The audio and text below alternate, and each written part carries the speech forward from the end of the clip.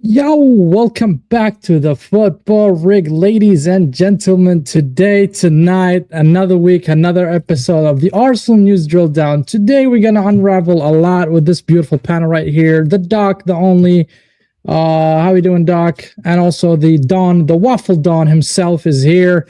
Please, gentlemen, tell me how you guys doing? How are you guys feeling? You go first, Doc, man. Calm before the storm, I suppose. Going ahead of tomorrow. But yeah, I mean, as we're saying, backstage, I'm exhausted. Watching Arsenal has been exhausting. This week has been exhausting. So, I mean, I'm just tired and famished for some silverware, and hope we are one step closer to it tomorrow. I think we're heading towards the silverware. And speaking of which, I mean, there's a lot to talk about this week. Players coming back from the World Cup qualifier. Some national team got qualified finally in the last moments. Our striker, i.e. Gyökeres, was the man of the qualifiers for Sweden. Also, we're gonna find out about our status in terms of readiness, the injuries that we have, and some players that we're linked to. Some good players we're linked to, and some solid sources actually that says that we're linked to these kind of players. And finally, also, we want to talk about certain people that are probably going to renew the contract, and I hope that doesn't happen until the end of the season. And let's get it started, yo. The first thing that we want to talk about is the injuries. What do you guys thought of what happened with Arsenal players, to be specific? Declan Rice, Saka, Zubimendi, they're all been pulled out from their national duties to go back. Some of them say they have a knock. Some of them say they have some injuries. But we saw quite a video where everybody's there. Everybody's training and happy. And what do you guys thought about it? Do you think that is kind of too much from Arteta to pull against their national respective teams? Or you thought it was necessary to keep them fit? I'm just going to go ahead and take this one. So first and foremost, I was under the impression that video has already been debunked to be months old. Could be. Oh, well, I had heard that from Curtis's stream this morning, and Okay. and basically people they were saying that Nani injured. Nani isn't injured. Look, he's playing. It was debunked earlier today that was a false video, or rather, it was a video from months ago. But from the medical aspect, in WaffleDon, we unfortunately haven't had the opportunity to conduct this stream, but we have talked about it a little bit previously. Yeah. Let's talk about premises, right? So. Mikel has a track record of poor player management. He also has a track record of running players into the ground. He also has a track record of fielding players consistently when they're injured. For example, like Ben White. Ben White was needing surgery and he was still playing. We also know that Declan Rice was playing on a broken toe against Real Madrid in the quarterfinals. And we also know how much this manager loves to operate in smoke and mirrors when it comes to injuries. And I've said it before, he does this intentionally. He hides the severity and the extent of the injury just so that no one knows when he is rushing players back when they still haven't fully rehabilitated. And additionally, he also hides the extent of an injury just because, we have also seen someone say, oh yeah, he's only weeks away, that ends up turning into months away, that ends up missing the entire season. So I mean, Doc, I'm sorry. I have to interject here no. I have to interject. This is a question towards you. Don't you think it's a good thing that we are running a very tight ship where nothing is coming out of the club in terms of shenanigans, rumors, who's injured, who's not? He's running a very tight ship, and everything is within the club, and it stays in the club.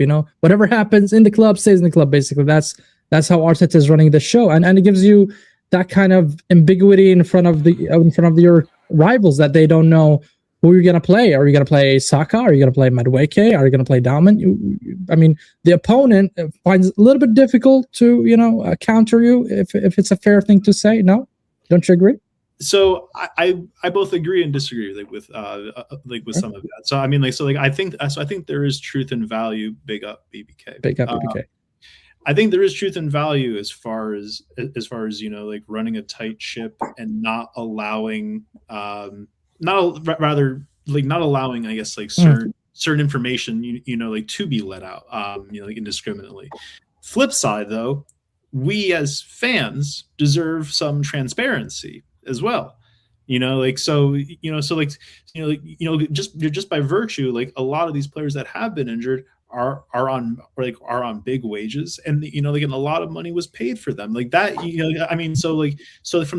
the perspective of accountability and transparency, there needs to be some give and take, and when we're talking about a manager who still hasn't won anything after spending £1 billion, we're talking about someone who has not produced anything but excuses and reasons why they haven't gotten over the line. So all I'll end with this is that a lot of even Tommy Tuchel had already said, Rice and Saka, they probably should have never even been sent on international break. They should have stayed in London. A lot of players should have stayed in London, and I wouldn't be surprised if Hincapié is out for the remainder of the season, because wow, be like a hamstring injury. Okay. I would only say that the only person who isn't injured is Martin Odegaard. Yeah, we know about Odegaard. WaffleDon, do you agree with the doc here, or do you think it's the right call from the manager to pull those players from international duties, just for the sake of to protect them and be proactive a little bit in terms of keeping them fit for the last run, I would say, in the final run of the season and in the the knockout stages of the UCL as well as the FA Cup? Or you disagree they should actually play their international games and fulfill their duties if it's fair to say? I'm going to be quite blunt in the 30 minutes I'm going to be here today, because please, man. I don't give a damn about no friendlies. Yeah, I don't give a damn about no friendlies.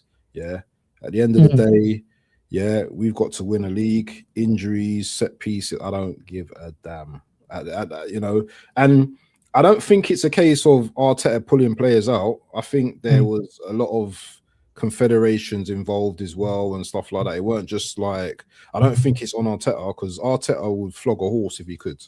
Yeah, let's not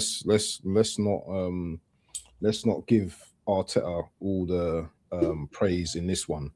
At the end of the day, what we're going to talk about at the end of the season, once we've won this league, we ain't going to talk about injuries. We're not going to talk about set pieces. We're going to be talking about how we've won, whatever we're going to win at the end of the season. Injuries, to go back to your point about injuries and about this dark arts, no one knows the truth apart from, the management team, the coaching staff. No one knows who's injured. No one knows who's fit. We can only speculate at this time. We can guess, guesstimate, but I'm sure there are some injuries. I'm sure some players are carrying some knocks, but they're still going to play. And I'm sure there are some players that, are not up for, playing at the moment. So we will see come tomorrow, I think, some of the players, based on the rotation as well, because we need to win this game as well. I'm not one of these guys that prioritize this, prioritize that. I think you need to prioritize the game that that's coming up, and we need to win this game, because it's more so a pride thing with me, like playing against a Southampton team, a team in the Championship. I don't want an embarrassment, Southampton beating us and going out of the quarterfinals. I don't want that.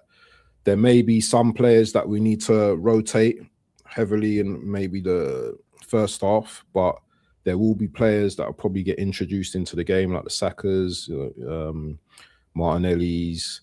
Maybe Gyökeres might even play. But for me, I'm just I can't.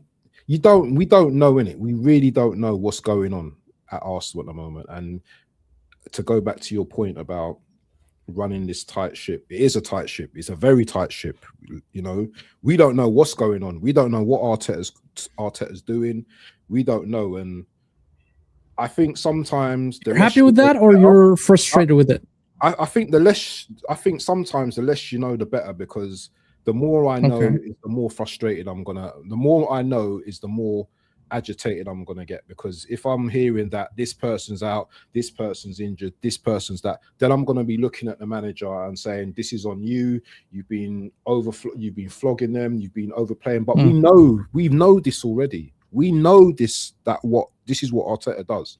He overplays players. Then he looks to blame everyone else. He looks to blame everyone else for overplaying. So barring himself. We already know this. Yeah, we already know this about we already know what the manager does. But the international thing, I just think it's just another deflection. You know, players. You know, I think as well, federations are looking at teams. They want to have. Remember, World Cup.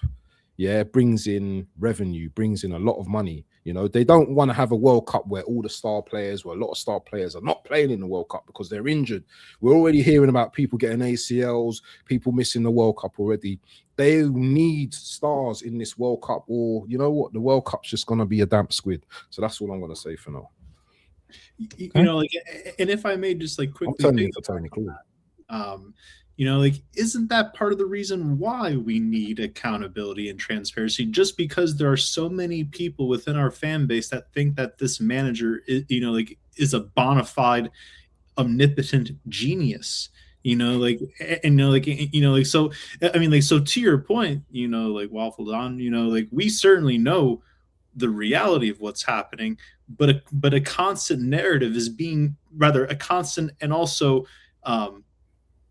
a direct contrast of a narrative is being presented, you know, that this manager is doing everything correct by the book and then some, you know, that he's doing like X, Y, and Z, that he has, you know, like the best capabilities in the world. And like, and I feel like a lack of that transparency. You know, I mean, I think it is important, like, to keep information like withheld, but simultaneously, like, we know he's under a lot of pressure, and we also know that we've wasted a lot of time and money so far without having anything to show for it. You know, like, let's say, for example, right, to the great chagrin of Arteta's lawyers worldwide, let's say we didn't win anything this year and Arteta does get canned, and a new manager comes in, and he sees the absolute state of our squad hobbling on one leg because their hamstrings have been ruptured in the other. You know, I mean, like, we are, I mean, like, from a fiscal perspective, we are talking about taking massive losses on players that have not contributed, and we're kind of back to the same phase as we were back in 2020, 2021.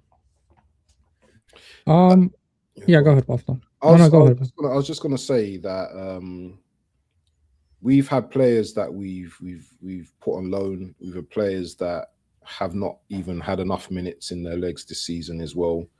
Other players being overplayed. You know, this is all a management issue for me.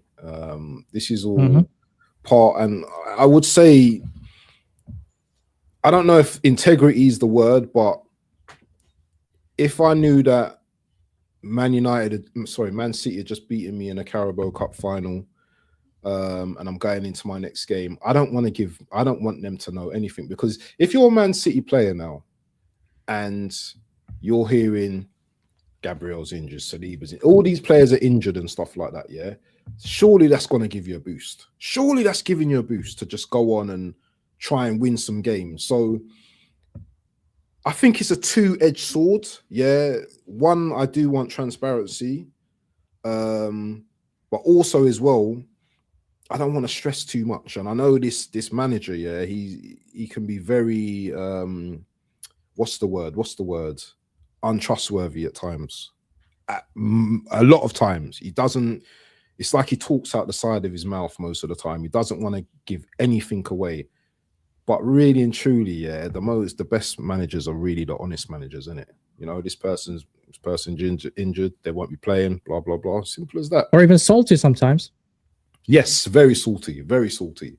So, you know, he hasn't earned that status for me to be carrying on like that. Once you win a league or you win something major, then you can start to become that type of person. But it's just, he needs to win something now. That's all up, because all of this, what we're talking about now, won't matter if you don't win anything, and he's gonna get blamed even more. Wow, since we brought Mikel Arteta a lot, what we were gonna talk about is actually Mikel Arteta. And here's a thing, guys. Here's the thing about Mikel Arteta. Manager of the month. You guys just went on 5 minutes or 10 minutes rant on this guy, but this guy is the manager of the month when it comes to March 2024. And now I know you guys have your own. I mean, this is obviously the Premier League. We're not talking about the Carabao Cup. We're not talking about any other competition. So it's solely about the league. The guy went, I don't know, what was it, 3 games, 3 wins. So he earned it, at least when it comes to the league. But I just wanted to throw that there, since you guys talking about him a lot and saying that poor management. But in the other hand as well, there's another, I wanted to segue to this, which is Arsenal are in advanced talks with Mikel Arteta in terms of long-term contract.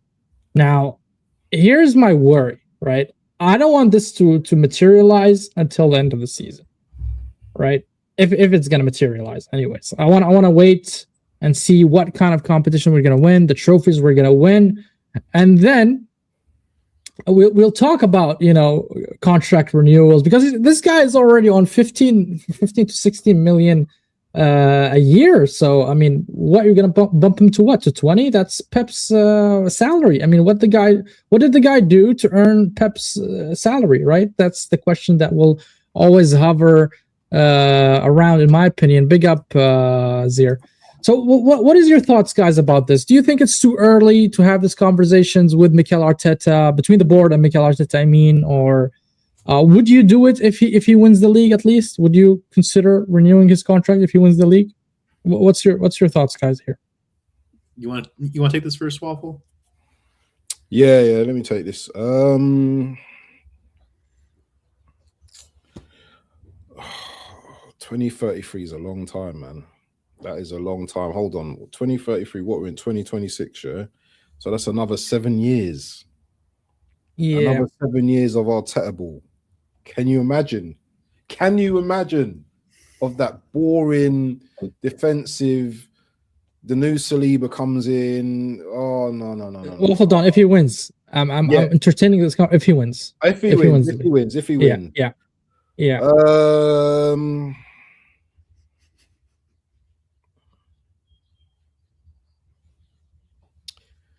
I guess as a principle, okay, it's gonna get renewed, isn't it? Obviously, the board are happy with him. I'm talking from the board perspective or from a business perspective.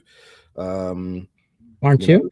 He's earned them the money. He's been in competitions, 4 competitions to, you know, the latter stages. Well, we're still in 3 competitions. If he wins the Premier League, and you see how I'm going the long way around it instead of just going like that. I think based on merit and based on winning, then yes. But for me personally, okay, I'm not really interested. I don't really think I don't want to. I want to see something new in it. I would like to see something new, but I would say that based on him winning the Premier League, we haven't won it in 22 years, then yeah, fair enough. Give him a new thing. But for me, is coming second next season. Will you be happy coming second next season and not winning anything? Because we can go down that spiral again of maybe not winning anything, other teams getting stronger. So I think there needs to be some kind of what's the thing when in a contract? What do you call it? Not the rules, but some kind of incentives or something in the contract where based on we will only renew, you know, next 2 years, you know, if you win so and so or whatever. Because I believe that Arsenal managers now, if they win something, then they get another 2 years. Yeah, but to give another 7 years, I think that's ridiculous. Okay, well, you took your time there, WaffleDon, by taking. No, I'm saying take it. I mean, giving us your final verdict, but it seems that you are somehow in between. You know, yeah, you're leaning not to, but there is certain part of you which is accepting it if he wins. I don't know. May correct me if I'm wrong. I'm not accepting a 7-year contract. No, I don't think he deserves a 7-year contract. Okay, I just believe that based on merit, as I did say that based on a business, from a business concept, from the owner's concept. I spoke from the third voice or whatever, third tongue or whatever. But from my opinion, I believe that after 2 years, so yeah, renew the contract, but only if you win something. And if you don't win nothing in the 2 years, it's bye. Yeah. That's fair, Doc. I know that if it's fair to say, I think you don't want him to stay, right? But I'm gonna give you a scenario, right? So that I'm gonna challenge you here, Doc. Okay. If he does win the league, right, which he should, by the way, from this point, and just let me throw a cherry on the top and say he got a UCL. I know it's mad, but I just want to see the level of hatred you have to this. I mean, not personally towards Arteta, but the way he managed the football team. Partially personal stage. What? No, it is certainly partially personal at this stage. I mean, like, look, I never fucking liked him or wanted him, like when he replaced one of our best midfielders in Fabregas, right? And he was a shit player. No, I never wanted him as a manager either. I mean, like the level of animosity that I have for this, for this schmuck, it scales exponentially, my friend. But come on, Doc. I mean, his contract is running now until 2027, right? Which is not this summer, the next summer, right? The summer afterward. So, assuming that he wins, no, on a serious note, assuming that he wins, that means that he's done something right? At least we can acknowledge that. I don't know if he's going to win the UCL. I don't know if he's going to win the FA Cup, but at least let's talk about the league, which we haven't won in 22 years, bro. So that is an accomplishment, like it or not. Yes, we should have won more over the years, but unfortunately, it is what it is, right? The reality is he brought us the first Premier League since 2004, sorry. So it's been a while. Yes, but flip side, he's also had over £1 billion to spend in 6 years. Bro, you always bring this up, God. Sammy, oh my God. No, everybody spent money. Everybody spent money, yes, Doc. Yes, Sammy, everyone has spent money, but when you're looking at it from the perspective, Spurs spent more than us. When you look at it from the perspective of Arsenal, right? Because mind you, like we had demolished Highbury. For what reason again? To become one of the elite clubs. That was 2007, bro. Not winning the league has been directly tied to the finances that had moved us to the Emirates. That was always the excuse.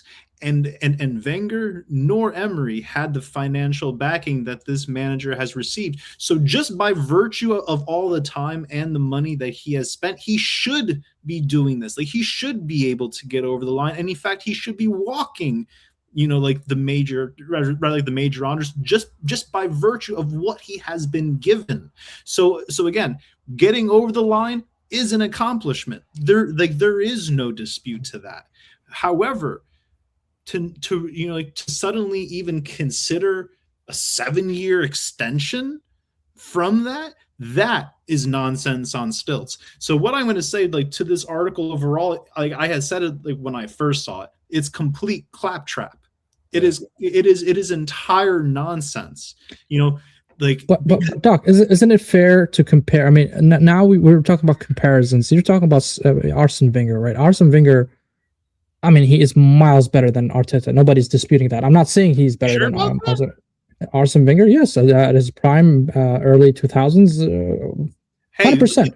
Hey, look, you don't have to make that case to me, but I'm sure I can find, you know, like 50 or 500, you know, like of some of Arteta's top lawyers who would tell you otherwise. No, forget about that. We're talking seriously here. But what I'm trying to say is, if I take Arsenal and compare it with the other teams that are the big teams in England, right, which is Manchester City, Chelsea, Manchester United. You want to put their Spurs as well. All of them have spent more or less the same amount, if not more, right? Okay, but all of those clubs, barring Spurs, and I don't know why we were. I mean, like, I don't know why we're going to call them like a top club. Maybe just by what just by virtue of expenditures that we're calling them a big club, because they're not a big club. Oh, considerably, right? But well, I don't know how considerably. I mean, like that. I mean, they haven't. I mean, they pretty much won dick all, like, throughout, like, their entire club history, and they've always been in our shadows. They just won the Europa League last season. So. Well, I mean, it must say a lot about us then, having rather that we never won the Europa League under this manager, or even under Unai for that matter, or Wenger. No. But to that end, all the rest of those clubs, you know, like even United, like, they have all won major honors since we have won our last major honor. And I mean by virtue of the league or the Champions League. Like, all of those teams have already done it. You know, like, we haven't. So yeah, I mean, like, so again, like, you know, just because they have spent that much, and not only have they not already won major honors within that time span, they've gone through multiple managers as well. Well, it could be. I mean, I do agree to a certain degree that, yes, he should have won certain trophies along the line of this rebuild, or along the line of this project, if you want to call it. But unfortunately, he did drop all the trophies that we competed in, like the FA Cups, the Carabao Cups. I mean, that is a massive blow for me personally. But getting us from where we were and where currently are in terms of challenging in the league consistent basis, I know it's not enough. It's not enough for me personally. I do want to win the league no matter what, right? And I agree with WaffleDon. Just I don't care anymore. I just want to win the league, you know. And my hopes went from up here, right, to just I want to win the league. That's all I want, right? I just want to win the league, and then we can build from there. However, I just see it unfair that, I mean, I know you're holding a lot of grudge towards the board, the management, what they did in the past 15, 20 years. But I just don't see it fair to put it all on Arteta, because he wasn't here for the past 15, 20 years, right? When we demolished the Highbury, as you mentioned, right? He wasn't part of that massive project of the club to put it all on him. I mean, yeah, he's trying to win us stuff. Maybe he can, maybe he can't. Yet to be determined at this point. But I just see you're throwing a lot on him, where it should be. I mean, it should be fair with your criticism. That's all I'm saying. Oh, I'm being extraordinarily fair with my criticism, just by virtue that Wenger and Emery had never spent even close to what this manager has spent. I am directing my criticism and accountability for someone who has been given the keys to the kingdom and has pretty much driven us in a circle. So I mean, I think it's so again, like, just for the fact alone that this one manager has been given so much tenure after winning nothing and spending so much money throughout that time frame, after gutting the team that actually won him his only trophy, like he decided, he said, "Oh, I need to have my squad." Now that he has his squad, and he's had his squad over the last several years, like, he has still failed to get over the line. But just because he has been given so much money and time, like, what he is doing right now, like this year, we should be, like, it should be naturally a result of that investment in both time and money. So, I mean, so again, like getting over the line is a critical accomplishment. It's something that we haven't done in over 2 decades. It's something that I keep on yapping about, like, that I want to see armpits in May. That's all I keep on fucking talking about.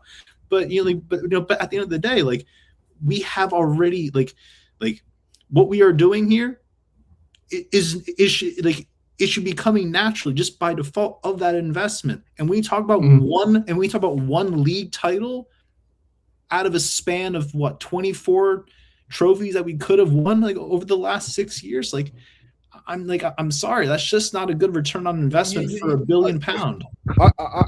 I kind of get what Dr. S is saying, because it's almost like we're just throwing contracts. You know what? We can't even sell players, like for decent wages. But now we want to just reward, do you know what I mean, managers with unequivocal wealth, like the guy's on whatever 14, 15 million as it is, and he's not won anything yet. We're not over the line yet. No matter what people want to say, we're still not over the line yet. So I think this article is a load of BS. I've not seen anything other than Matchday Central reporting this. But this is Arsenal. So Arsenal, we know the Cronkies, they're probably very pleased with Arteta. They're probably, once we win something, they're going to be very justified in probably rewarding this guy with that potential contract. But I personally don't think that he should get that long. I think he needs to earn it like a pay-as-you-go every season. Let's see where we're at next season. If you're not doing too well, then I don't know. Maybe look at someone else, because I can agree on the duration. I can agree on the duration, like with you. I would say 2 years maybe, right? 2 years could be fair. Extension if he does win the league, right? I would say 2 years is fair to extend and see how it goes. If he flops within those 2 years, then of course replace him ASAP. But WaffleDon, do you think? I mean, 2 questions. Do you think if Arteta leaves, do you think big clubs will go for him?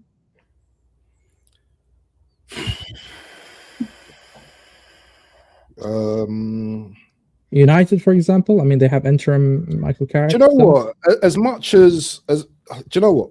Putting my bias aside, because I think sometimes people allow their bias and their emotions to take over.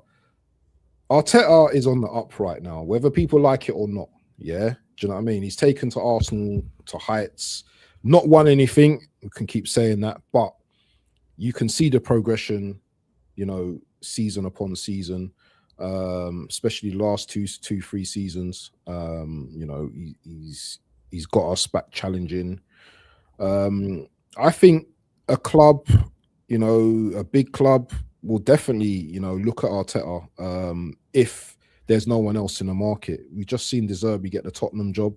He's going to be in a lot of money. Say for example, a PSG wanted a new manager, and Arteta was on the market. I'm sure they would lap him up. So I do think that, because come on now, being at Arsenal, doesn't mean that all of a sudden now you're going to go downhill. I think there will be chances or opportunities calling you out. for big clubs.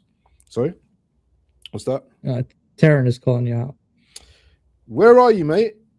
Where are you? Get on the stream minute if you want to call me out, bro. You know what I'm saying? It's like second is not progress, well, you're right, but also Carabao Cup is progression. Getting to the final of Carabao Cup is progression this season. Being 9 points in front of Man City is progression this season. So you can take it as you want to take it, but the season's not over. The season's not over. So we weren't in no Carabao Cup last season. I mean, but don't you think that we're maybe just ever so slightly scraping the bottom of the barrel? Progression. I think you guys. Your bias takes over your head sometimes, and the groups that you stick around, it just leaves you out. You have to be a certain way. But me, I can be open and I can talk negative and I can do the positive thing. Before I go, yeah, because I've got to go. I've got to go. I'm gonna say this, yeah. I just lost my train of thought for a second. Hold on. Let me get it back. So, the progression part. Progression. Sorry, yeah, progression. Yeah. We look at progression as trophies. Fair enough, yeah. But progression is also the players you bring into the team, the staff, yeah, the likes of Bertrand and stuff like that, yeah. Progression is improvement, yeah. We've improved over the years, yeah. There's no one that can say that we haven't improved. We may not have won anything, fair enough. Berta coming in, absolute still, yeah. Money being spent on new players, absolute still. So we have progressed. Yes, we've been second each season, but this season we're challenging for the league, bro. So you can do all this, we can do all of this and do all of that, but we won't progress if we don't win the league this season. We don't progress if we don't win the league this season. Simple as that. Right. So I mean, like, and to your point, I've got to go. I've got to go. All right. I have to go. But go on. I have to go. No, yeah, I was just saying, like, I mean, like, you know, like two of those 3 years that we finished second, we should have won the league. You know, like, so while it is progress on paper, perhaps, like when Arteta first came in and finished 8th twice, you know, like finishing second from finishing 8th, that is progress in its most micro form. But at the end of the day, like, we haven't invested so much time and money into a manager to get second, you know, like, and so like, and there was also like one variable that that WaffleDon brought up that wasn't mentioned regarding that contract renewal. You know, like if like Edu and Vinay were still here, then I could see that the possibility. But I don't see Andrea Berta signing off on such a massively long contract extension, let alone any contract extension. I think it's tight with the Kroenkes. You know, I think he has direct line with the Kroenkes. I don't think Berta would be part of that conversation, right? But I understand what WaffleDon is saying, right? Because I do agree in certain aspects when it comes to the football and the metric of success, which is trophies. I do hear you out loud and clear. But the other aspect of it is running this club for in the foreseeable future success as well. What do I mean by that? I mean financially. Now, if you talk about financials of the club, we already paid up our debt regarding the Emirates Stadium. We are free of debts. We are spending a lot of money. The poll as well. Is massive from Arsenal right now when it comes to worldwide. Grabbing those superstars, convincing players to join your club. It is. I don't know if it's okay to say it's a sexy project. I mean, like it or not, it is. Players want to be that superstar at Arsenal. They pay high wages. Yes, sometimes foolishly to players who do not deserve it. And I hear that as well. However, when it comes to Arsenal as a whole, I think there is part of progression, if it's okay to say progression in that aspect. Yes, we're almost there to getting like trophies, the Premier League. I don't know if we're gonna get it back to back, but I think we can also challenge now in the UCL. We reached the quarterfinal, we reached the semifinal. So the only progression from a semifinal is a final, or even go all the way and win it, right? So ultimately, regardless if it's going to happen under Arteta or not, I do see the club moving towards success. If it's not Arteta, it's going to be somebody else, and I think that if it's Arteta or somebody else, another manager, will succeed in the club, just because the bases are already there for the club to succeed. The mentality is there. The Kroenkes are spending, investing, and pushing, and all that. I don't know. Maybe you have a different opinion, Doc, but this is how I see it. This is how I feel it as well as a fan. I mean, like, I think what you're describing is a bit of an illusion, truth be told. Illusion. Like we know that the Kroenkes are looking to expand upon the Emirates. as far as their seating capacity is concerned, and that Yeah. is and that is very well likely going to probably like tap into what would be some typical transfer funds. But but we also have to talk about the fact that we are going to be taking massive losses on a lot of players because they have to be sold. For example, like Gabriel Jesus, Fabio Vieira. Shit, I said his surname. That's terrible of me. Like Odegaard, 29. There are a lot of players like Martinelli, Trossard. There are a lot of players like on our wage bill that need to be let go. And I just don't see a new. I mean, I could potentially see a new manager getting some funds, but it's not going to be as lavish as they have been over like over Arteta's tenure. I mean, I really do believe that ultimately, like, the squad that we have are probably going to be there for the next 2 or 3 years, regardless of who the manager is. I don't think we're going to be as liberal with spending as we have been. Because again, depending on, I mean, like a lot depends on what happens this season, whether we bring in new players or not, the types of players that we bring in, if we do end up bringing in new players, whether or not like this manager is still going to to be here, the fact that we're talking about getting to a Carabao Cup final as some type of achievement or a metric of progression. It's progression. It didn't say achievement. It's not achievement. I mean, if I were to do a stretch like that, I could open up a yoga studio. I mean, that's really a bit of a stretch. I mean, like, brother, it's the Carabao Cup, man, and we've just spent £1 billion, and we supposedly have the best players in the world, and we're talking about getting to a Carabao Cup final. We're far from it. Progression. We're far from that. No, I don't see that we have the best players in the world. Actually, that's a stretch. That's a stretch right there. Well, I mean, these are not my words. I am just simply. I never said we have the best players in the world. I'm saying we can aim to. But what I'm saying is because it's fair to say from this point we can win the league, right? It's not. I'm not delusional according to you, right? If I say. Based on the points, based on the table, where we are, 9 points clear, I think it's fair to say we can win. We can win the league, and when you win the league, right? WaffleDon, I'm not sure if you're back or not, but if you are, just let me know. When you win the league, and then when you approach players like high caliber players, considered superstars, you are approaching them as reigning champions. Yo, listen, we just won the league. We want to build from there. We want to win another one, and we want to go aim for the bigger one, which is the UCL. Mm-hmm. And you are, a key element of this project. Do you accept? Here's the salary. Here's the contract, and it's a lucrative salary. Why not? The player will accept, bro. Why wouldn't they accept? Why did Saliba renew his contract? Why did Gabriel Magalhaes renew? These players could have easily gone to Real Madrid. Easily.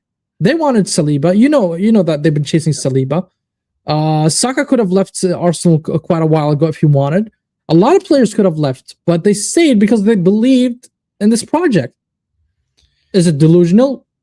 We'll find out in a couple of years. But the feeling that's surrounding the club right now, it ain't fake, bro. It's not delusional. Believe me, it's not. I've been through the mud. I can tell you that. Just to clarify, I had said illusion, not delusion.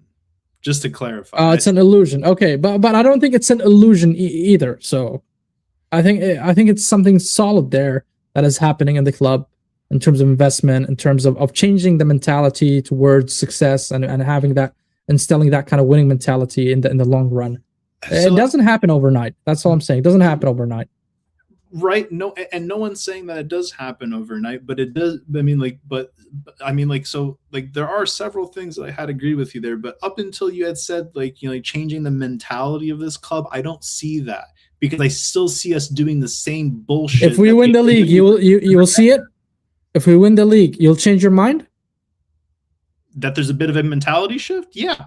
Just by virtue that we had got over the line. I mean, You know, I mean, because I do believe that winning silverware, like that is like the remaining psychological hurdle, not just for this manager, but for this player, and also like for the club as an institution itself. We have not won a major honor at this, like at this grounds. There are a lot of bogeymen to get off the back, so to speak. So yes, once we win, we'll have this conversation again. But I understand the point where winning breeds winning, right? That's what they say. Yep. And you have to do it. You have to get over the line. I agree with that part. I'm not here justifying coming second, losing finals. I don't accept it. I don't consider it as a achievement or as something I would brag about. Hey, we reached the final. Yo, I don't care, man. If we reach the final, we must win it. If we don't win it, you failed. Simple as that. If you get knocked out in the semifinal, if you get knocked out in the final or the quarterfinal, it's all the same shit for me. I mean, you just stretch my stress, That's all I'm saying. Yes, for sure. I do hear that. I hear that part. But anyways, we'll move on. Speaking of players that we want to get rid of, right? And I want your thoughts about this. I'm going to show now two pieces of tweets here. The first one is, let me remove this one quickly here. Gabriel Magalhaes Atletico Madrid is interested in Gabriel Jesus, right?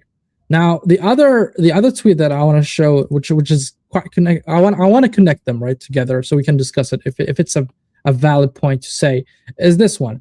I mean, Arsenal are closing in on Alvarez. We've been hearing this a lot, but I think it's something that we can nail. But do you think that Arsenal should approach it from that aspect as a swap deal? Maybe. Do you think if it's a good business if Alberta pulled that out, a swap deal with either Jesus or Martinelli or something, and bring that price down, or the price tag, which is reported to be around 100 million, right? So what's your thoughts on that, Doc? Yeah, I think that would be a brilliant move just by virtue that, like Jesus, he's on 265. Martinelli, he's on high 200s, I think. Or rather, sorry, on like low 200s, or if not. Yeah. 190, I think, or something, yeah. When I'm okay, so he's hovering around there. I mean, we're talking close to like 500K worth of wages alone. The only thing I can't see, 180K, big up TK, I appreciate you.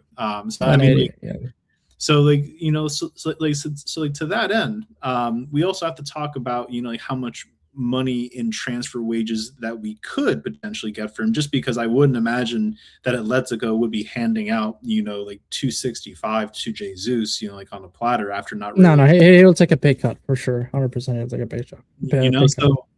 So that swap deal, yeah. I mean, and I do want to see Alvarez come in. I am concerned though, and I would say overall, I'm not paying any attention to transfer rumors just because we don't know what's going to happen at the end of the season. And if Arteta is still here, Alvarez is going to turn into a shadow of his former self, as how a lot of attacking talent have, under his tenure. I'm that to me is disconcerting. So I mean, so yes, I want the player in, just like how I wanted Gyökeres and Eze in this club. This to me sounds right out of Berta's lane. For various reasons. But we also have seen over time, not just under Arteta's tenure, but also under Wenger's tenure, we would get linked with everyone. Anyone and everyone in the transfer market, we would get linked with. We were getting linked with Benzema, we were getting linked with Higuain, we were getting linked with Hazard, we were getting linked with Jan Mvia, and a bunch of players. So I mean, I've learned at this stage, not to trust anything until I see the player sign the contract and holding the shirt. But I also wanted to mention, with respect to if Arteta would leave, what other big team would take him? No other big team would take him, because he would never go to a club like that. Because he would never be given the freedom and the bandwidth that he has been given at Arsenal, simply because those fans, they would run him out, after say two seasons of trophyless years. They would not put up with this. Barcelona would. I mean, hell, they ran Xavi. They ran a club legend in Xavi out of the club after he won them the title. right? Mhm. Like Madrid, give me a break. The Galacticos like would eat him for breakfast and shit him out, by their afternoon siesta. Like Bayern, like Bayern Munich, maybe, but I mean, I don't think they're ready to get rid of company yet. Like I don't like. But forget about Arteta for a second, because like I said, I think the way Arsenal is moving, giving the power to Berta first of all, to make those choices and decisions when it comes to the transfer window and the player selection, that tells me a lot. That tells me they are building something even beyond Arteta, right? So if Arteta stays, cool. If not, then I think it's gonna be there. I think also TK nailed it here. I think Alvarez is a good replacement for Jesus, and also he's not as injury prone as Jesus, right? He could be available for yeah. Only until Alvarez comes to Arsenal, because all of a sudden, because like we had seen the same with Thomas Partey, like he was what on like the Iron Man like over in Spain because he never got injured, but but until Arteta got his grubby little hands on them, like suddenly everyone's going down with a broken hamstring. I mean, so I just like, I mean, as I said, like there are a lot of variables in this equation that need to be considered, and I think it's just far too early in advance to be to even be thinking or projecting about transfers when we when we still have to take care of business this season. Yeah, that car park has a better win record than Floyd Mayweather. Like I mean, it just should be fucking undefeated up in here.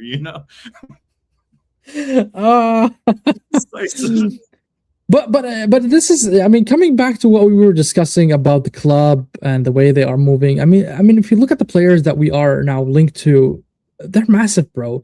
If I look back like 5, maybe 6, 7 years ago, we were not linked to such players. Honestly, we would never hear that Arsenal are linked to a player of this caliber. We would be linked to somebody in the Belgian league or somebody in I don't know, League or something, and a name that I never seen in my life before, that I have to Google, actually research this player. And even if you want to go find him on YouTube, you can't even find him. You find probably one clip, and it's 2 minutes and a half. Which is silly. So I think if we win the league, I think the chances of us getting Alvarez increases massively. I mean, I would overall concur with that, but lot to be done, like before we can start saying that is all I have to say.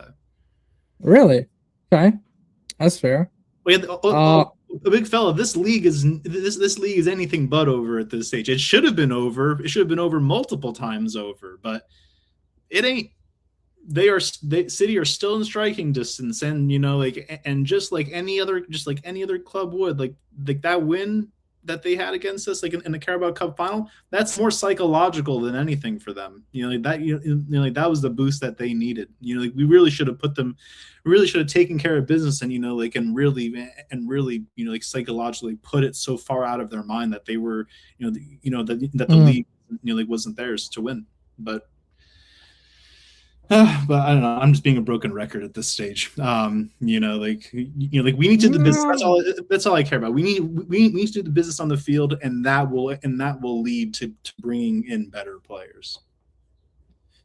But anyways, I mean, at the end of the day, regardless, I think that Arsenal are moving towards the right path. I would say they're choosing the right path. They're doing what they have to do, and I think it's very difficult for me to see Arsenal bottling this league. Honestly, it's just very difficult. They need to really flop, like flop. You know what I mean? And I don't know. And we could see. I could say about the loss in the Carabao Cup, I could see it as the players now want to redeem themselves, right? They say like, hey, you know what? We effed up massively on the cup. We're not gonna f up in the league. We must win the league. We will die on that pitch. You know what I mean? I mean, it could have a reverse, I would say, effect on the players, and not the other way around. Yes, it does say a lot. I mean, when you lose a final, you bottled it in front of City. City. I mean, it is City at the end of the day. I mean, it's your rival right now this season. and you bottling in front of them, it does have its psychological effect, but it could be the opposite. Don't you agree? Maybe I guess perhaps in the most neutral of perspectives, it potentially would. However, we haven't seen that kind of fight yet from these players, and more. I haven't played since the final. Well, I'm talking about collectively, because again, like we had, if you do recall, we were top of the league for 93% of the season in 22-23, and we didn't win it. And then we were top of the league in week 36 in the following year, and we didn't win it. And then when we talk about that fight, just last year, I'm like, when Slot and Liverpool had won it, like we should have won it, but we didn't. So and even showing that fight for getting to the first final since winning the FA Cup, right? Yeah, that and also a trophy that we haven't won since, what was it, 1993? Last time we won. So again, like where was that fight against City 2 weeks ago? Like, see, like that's why like I have such. That's why I question this club and this a lot, simply, and why I sometimes call it an illusion of progress, like just because like some of those key elements that we lamented so much about Wenger's squads, having a soft underbelly, not being able to get over the line, capitulating when it mattered most, we're still doing the same thing, and that's what bothers me to high heaven. Okay, that's fair. There's another player that is linked to leave the club, and we've spoken about it previously with Gianni and them, but there's another rumor that came out about him, which is Calafiori. It says here Barcelona could be going for Bastoni, and Inter. I mean, let's assume this is true, right? That Barca somehow pays 80 million, which I don't see Barca paying 80 million for a defender. I never seen them do it in my lifetime. But let's assume it's true. Do you think we can? And they go for Calafiori. Do you think we can ask for 50 mil for Calafiori? I was just checking to see what Jules Koundé went for. Was it 60 mil? Yes, he went for 60 million euros back in the day. So yeah, I mean, I don't see Barcelona spending that much. Yeah, me neither, honestly. And I also don't really see Calafiori going to Inter. I see him going back to Roma, but not to Inter. And I also don't see him going for that much either. Like we're not gonna make the same amount of money or even more than what we had purchased him for originally, just because like he hasn't really done too much, and he's also become more injured. So I mean, like I think at most if he were to leave, I think we would get maybe 20 to 30 million for him. There's something happened in Italy. I don't know if it's related, but I'm just gonna say it anyways. They sacked Gattuso. They also sacked their presidents of the Italian FA, whatever they call themselves, which is Gianluigi Buffon. And they're doing a full revamp when it comes to Italy. They're having some sort of emergency crisis meeting in Italy because of course, as you know, they didn't qualify to the World Cup for the third time.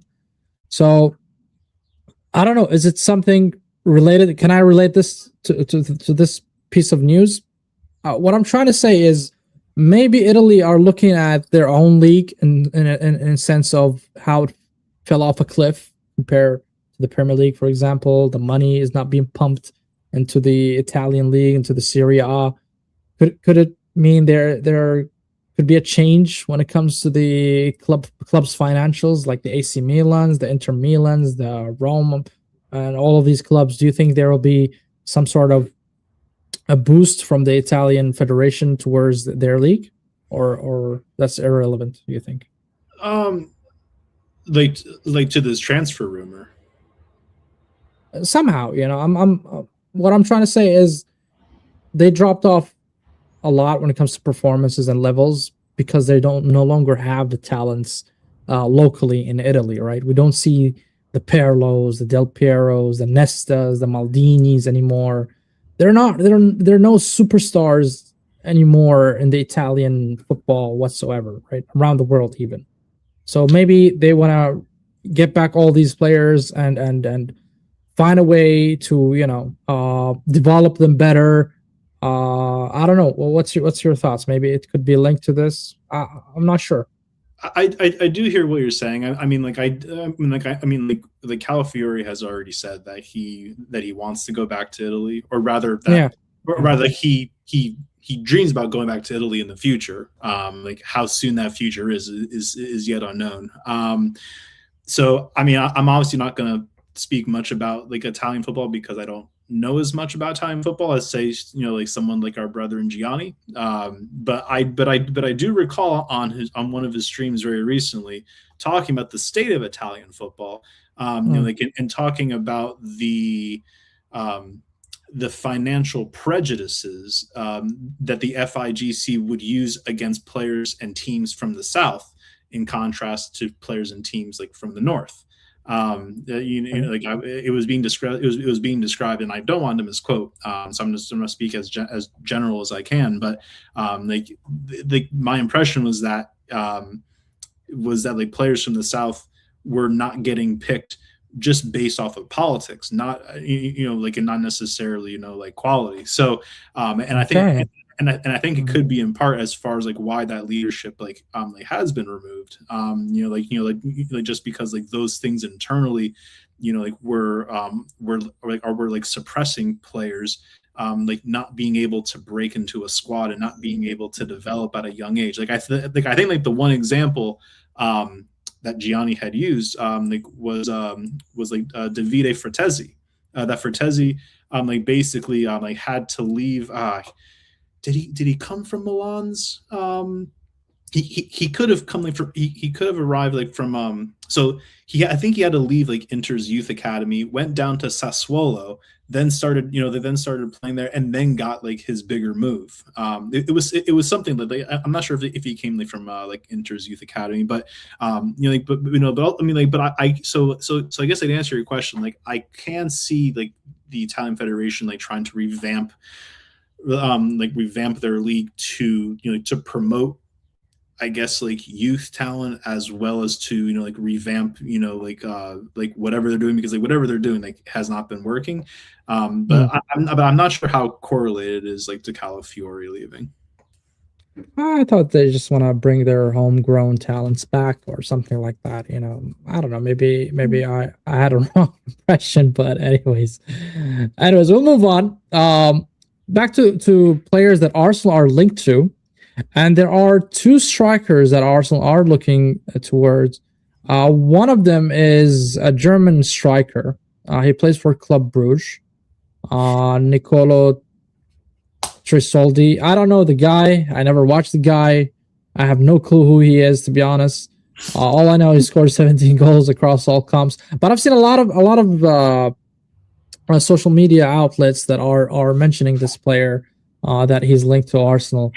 And what's wrong, bro? Why are you laughing? Sammy, I swear the only reason why I'm laughing is because less than, I don't know, maybe 20 minutes ago we were talking about how Arsenal has made such progression that we're signing yeah, it's fine, bro. Listen, La Liga, and we're no longer having to go into the Belgian league to sign players, so that's why I laugh, just because look, there could be gyms out there, right? It's not for sure, no dispute there, but but again, let's say we do win the league, this year, right? From your mouth to God's ears and everyone else's. Let's say we do win the league. Retaining the league is not only going to be a massive challenge, but we are going to want to bring in the best players. We're not going to want to bring in players that can maybe do a job, because we don't know how they can perform at the top level. No, but hear me out. Right? It's more about okay, WaffleDon is back. It's more about when you win the league, you start flavoring your squad with players, right? You're building on top of that squad that you have. It's not like you're gonna revamp the whole squad. You're not going to sell everybody and buy another players, right? You're going to probably sell 2 or 3 players, sign another 2 or 3 players. So I don't see us signing like three or 4 marquee signings in a summer. It's the maximum I can see Arsenal do is two marquee signing, and I'm hoping it's Alvarez and Kvaratskhelia. That's my personal preference is if we go for these 2, because we do need a left winger and we do need a striker to supplement Gyökeres. But this player, for example, I don't know why we're linked to him. I have no clue who he is, to be honest. And his numbers are okay, a little bit appealing, but still, it's a Belgian league, so I'm not even entertained. But the one that I'm really, I would say, amazed that Arsenal are linked to, and I can see it because we played against them, which is Bayer Leverkusen, right? And this is to a certain degree, even Zier on the talk, Zier Talk FCB is in the chat here could back me up. Is Florian Plettenberg is considered to be, to a certain degree, a good source when it comes to the Bundesliga, right? And he mentioned that Arsenal are monitoring Christian Kofane. He played against us in 2 legs, and I see high potential of this player. I saw it just from those 2 games he played. He managed to hold on against Saliba and Gabriel. Not a lot of attackers that I've seen can resist, I would say. Or press resist Saliba and Gabriel. So for a young talent like him, 19 years old, it's a big thing, to be honest. And I will go to WaffleDon here since he's back. Welcome back, first of all, WaffleDon. What do you think of this guy when he played against Arsenal? So are you asking me about when he played against us? Just when he played against us? Unless you watched him in the Bundesliga, which I haven't. Nah, I've not watched this guy before. He looked all right. That's all I can say. Look decent, but I think they were quoting. What is it? Someone was saying about £100 million player or something like that. That I was hearing. That was his agent, by the way. That was his agent. Yeah, his agent. Do you know what? He looks all right, but do you know what? Translating to the Premier League week in, week out, that's it's a big difference, isn't it? When you look at this type of player, you know it's potential, isn't it? It's just potential.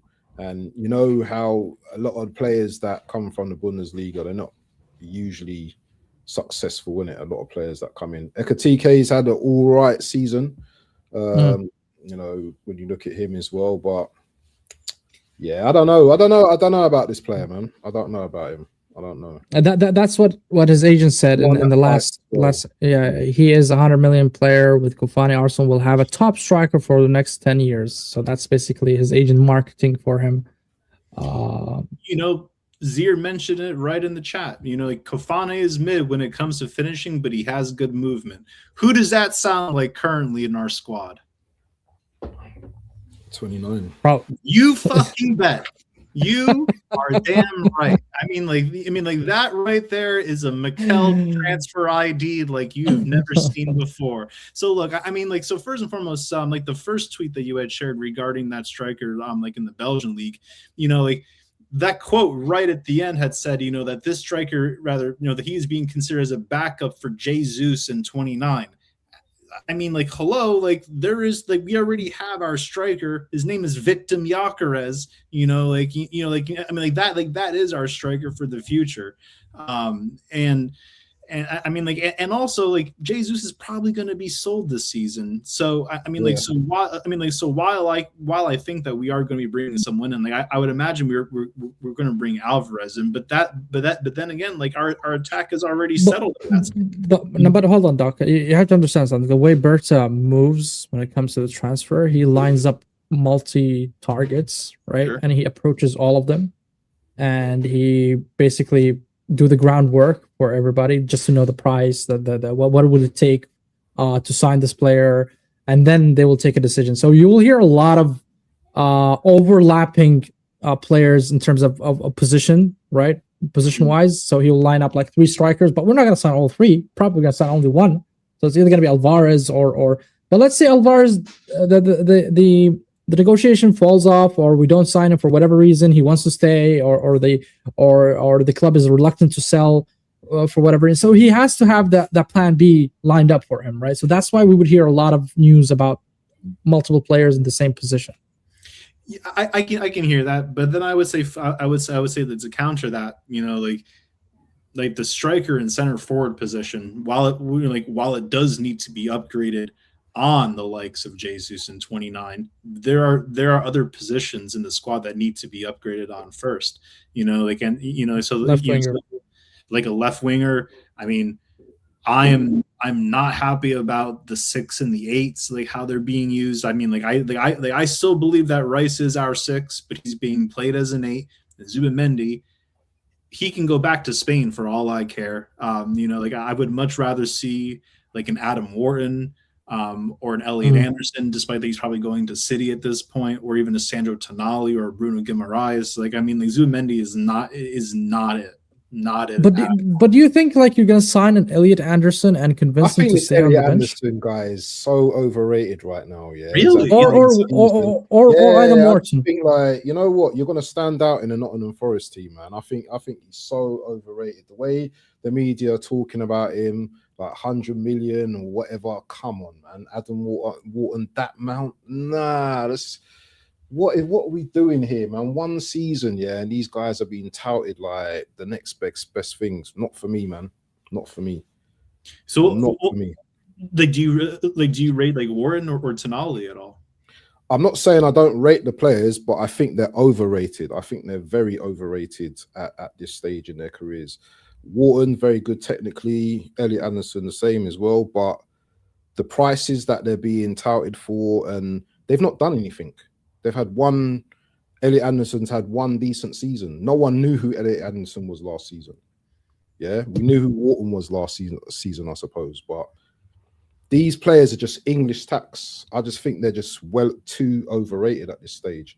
And maybe they can prove me wrong next season. But for me to just see one season with their club and think they're the greatest. Yeah, Flybear here agrees with these. Yeah, I think Anderson is great, but yes, yet to prove himself. I think he would.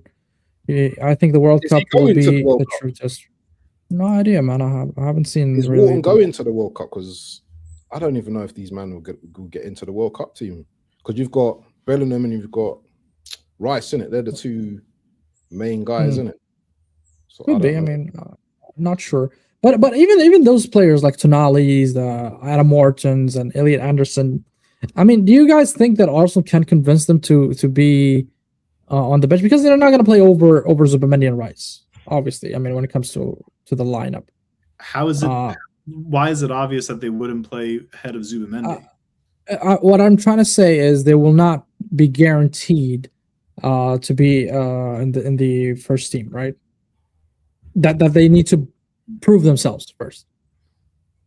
But you're moving for big money. What has Zubimendi done to prove himself to to be like a rest assured starter? Like outside the fact that he also came from Sociedad. Like what was Zubimendi has been given. I mean, he's played a lot of minutes as well this season. And he's had a very mid first year. Can he get better? Possibly. But I mean, but I think it's very safe to say that there are better options in the 8. And in the 6 than him. No one's talking about Mikel Merino anymore, and I hope so, because I never want to see him in midfield again. And we also have Lewis Skelly as well, who has not been utilized as an 8. So I think our midfield needs to really get shaped, shaped up. As much as I want Kvara, we already that ship has sailed. Unfortunately, he would have been the perfect signing for us last January, but we just moved like paupers, unfortunately. You never know. You never know what happens in the summer. A lot could happen in the summer. But overall, I think, look, Elliot Anderson or Adam Morton, I think Arsenal will focus on, because they're considered to be a hefty price, right? 100 million or 90 or 80. That's a lot of money. And I don't see Arsenal paying 2 or 3 players the same price tags. Or is it fair? I think it's going to be 1. I think we're going to pay for one marquee signing. Yeah, they're not going to pay one marquee signing, unless we sell a bunch of players. We sell Jesus, Martinelli. We sell Trossard, Havertz, if possible. But I don't see that happening. I don't. All right. Yeah, I think it's gonna be one marquee signing. I think it depends. If we win the league and stuff, yeah, there might be players that also want to move on as well. You know, players that might just think, you know what, I've won. Really, you think so? They want to leave after they win the league? Bro, you know what? Yeah, it's been painful. Ben White, I could use him as an example. Yeah, he's been at the club for what, 5 years now. Him winning the title, and he's still going to be behind Timber. Do you think he's still going to want to stay at the club? But you said already in the last stream, you said he's seeking minutes, right? Basically, he wants to be a starter. He doesn't want to be on the bench. That's why he's gonna leave. Yeah. So if he's leaving, then obviously, you know, so if he's leaving, then he's gone. Yeah, basically, yeah. But I suppose other players, I don't know. I'm trying to think of who. Obviously, Jesus is going to be gone. Yeah. I'm trying to think of who else. Martinelli. Trossard, maybe. If he wins something, he's gone. Martinelli, maybe we can get a profit on him. I can't think of anyone in the defense. Calafiori. There's going to be some players, man, that's going to go, man. There's going to be some. There's always someone that has. There's always going to be a player that's one. How much do you think we're going to recoup in the summer from sales? I don't know. I'm not really clued up about all of that kind of stuff. I don't know. I really don't know. That's something I can't answer. To be honest, I can't answer that. You know, and it's also worth considering. Yeah. It's also worth considering, you know, that some players like a Gabriel Jesus, they're not going to want to take a pay cut. You know, like unfortunately, the clubs that can pay their wages, he's just not good enough for. I mean, his best years are behind him. He's what now? 32, 33? Who? Jesus. Or is he 30? Is he 30 already? I want to check, but I just checked his. 28 or something. I could be wrong, but I thought he was at this. I thought he was about 28. Hold on. His contract runs up until 2027. Right. The thing is, though, I was 29. The thing is, though, some of these players ain't going to have no choice. They're going to have to drop. Yeah, because I'm hearing AC Milan might be interested in him and so on. They're not paying that. They're not paying big wages for him. For sure. So he's definitely going to have to drop, yeah, because sometimes, yeah, pride rules, yeah, and if you want to keep playing football, then you're going to have to drop. You're going to have to drop. So, you know, I can see him definitely dropping. If he wants to keep playing football, first team football, he's going to have to drop. You know, maybe half of what he's getting. These guys are multi-millionaires. They got money. If he gets half, his that's according to him on his birthday. Let's fucking go, guys. Is his birthday today? Yeah, it is actually born 3rd of April, 1997. Yeah. There you go, 29 today. Yeah. So, yeah. So I mean, like Odegaard as well. Another one as well. Maybe he might be, you know. Yeah, I think maybe he might, like, you know, I've won the Premier League now. It's time to move on. I think he actually leaves despite us winning or not. That's what I mean. There's gonna be players leaving, man, and we're gonna be like, oh, okay, didn't know that was happening. There will be players probably, and players that we probably don't want to leave as well, getting sold. I just think it's very unpredictable at this stage. Very unpredictable, especially with Berta.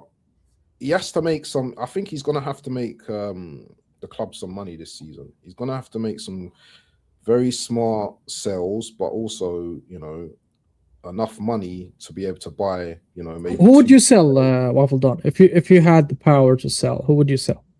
Even if it's a loss. Kai Havertz, Ben White. Okay. Actually, I like Ben White, yeah, but I don't want to keep a player that may not want to be here. But I do like Ben White. But I will sell him just because, you know what, maybe you can still sell him for about 40 million or so, whatever. Who else? Who else would I sell? I said Kai, innit? I said Kai. Martinelli, Trossard, midfield. I would sell Zubimendi, but Also, I'll keep him as a bench player. Ooh. So no, he'll be a bench. Zubimendi. I'll keep him as a bench player. So I won't sell Zubimendi. Okay. Norgard. So that's 5 players so far. You would sell Norgard as well? You're gonna hate this, you know. Yeah, I sell Norgard as well, but you're not gonna get much profit. I'll sell Saka as well. Oh, what? Yeah. If I was in he just renewed his contract. I'll sell his arse. I'll sell him. Ruthless. Oh That's what my ruthless, God. clubs doing it. Wow. You heard it, guys. WaffleDon wants to sell Saka. Oh, that's damn. Damn. I never thought of WaffleDon as ruthless as it is. If he does not improve next season, yeah, then I'm going to be justified with what I just said. Yeah. Absolutely. But after go on. No, I'm saying compared to the seasons he played and played very well, I would say to a high degree or high level. Is he allowed 1 season off at least? Is that fair? Yeah. No. To be fair, yeah, he's allowed a season off. So you know what? Maybe I was a bit harsh on Saka, to be honest. Let's keep him. Keep him. But you were hot. I can see that because you just removed your jacket. Now you can't. Okay. All right. Okay. It's fair to give him at least a season. If he doesn't improve, I do hear it. I would sell Saka as well if he doesn't improve. But I would put the last topic for the day. Is there like an ice cream truck there or something? Yeah, it's playing outside my neighborhood. Okay. But it's gone. I think it's. Sure, it's okay. But since they played the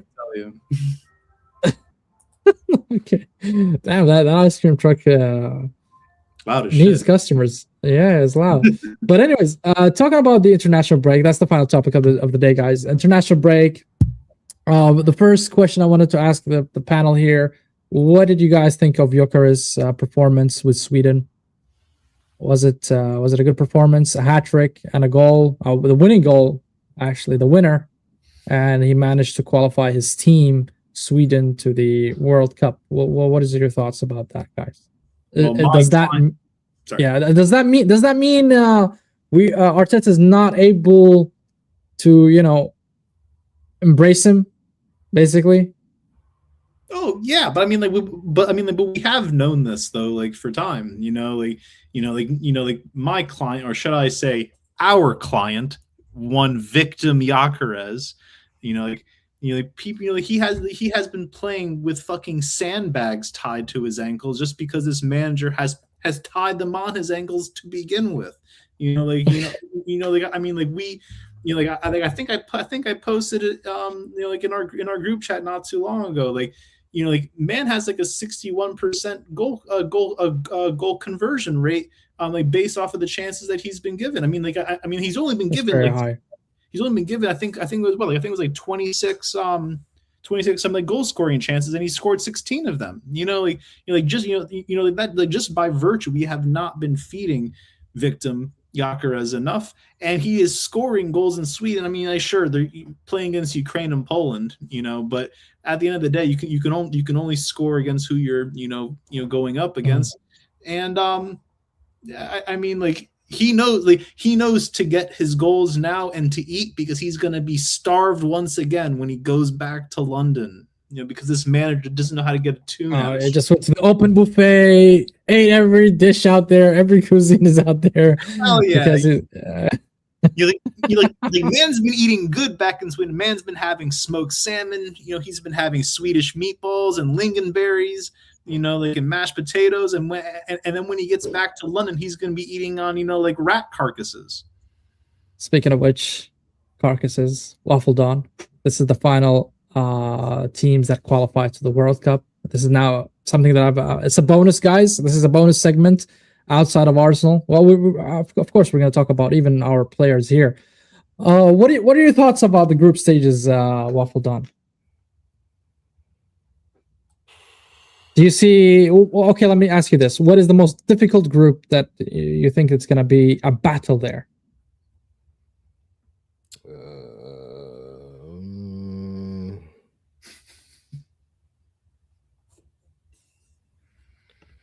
mixed, isn't it? Yeah. BBK, brother, I only wish. Uh, Don't even sell them. Just one-way ticket. That Germany looks a little bit tasty as well. You know, Ivory Coast and Ecuador. That'd be interesting. That'd be an interesting group. I don't know about Carousel, but that looks like an interesting group.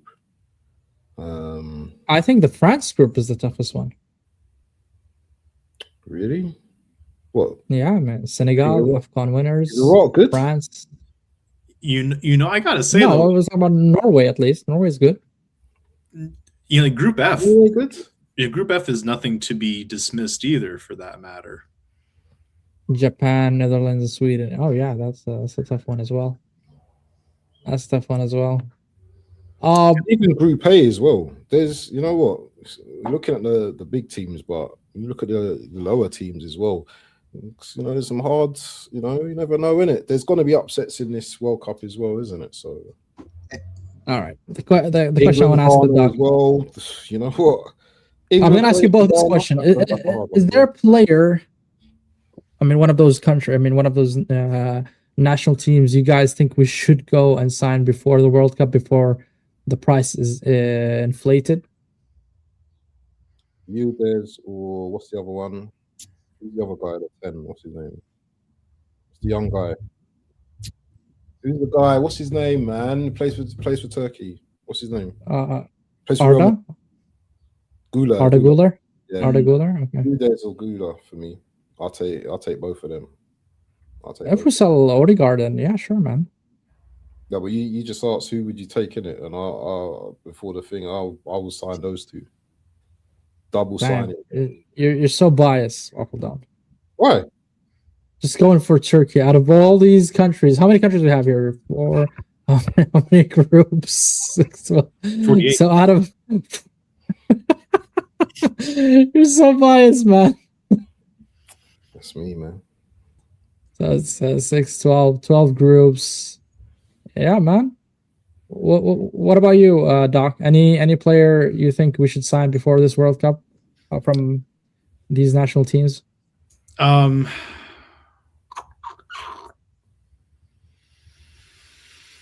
player comes in mind, or player you wanted before? I mean, I don't know like what like Real Madrid are gonna do with their midfield, but okay. I'm not sure like what's going to be happening with the futures of, say, like a Camavinga or like a Chouameni. But I mean, I wouldn't be opposed to one of them, you know, like in our squad. I think Camavinga is injury prone. Oh, is he? Okay. I don't like Chouameni, man. I think he's all right. I just don't like him, man. Really? Yeah.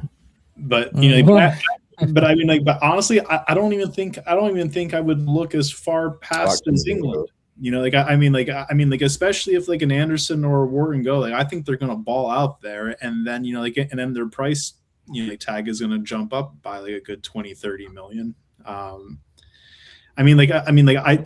be very frank, I don't really watch a whole lot of international football. It's lost a lot of its luster from coming from years past. But I would also like agree with WaffleDon. Like you know, like Yildiz and Güler are also like solid shouts.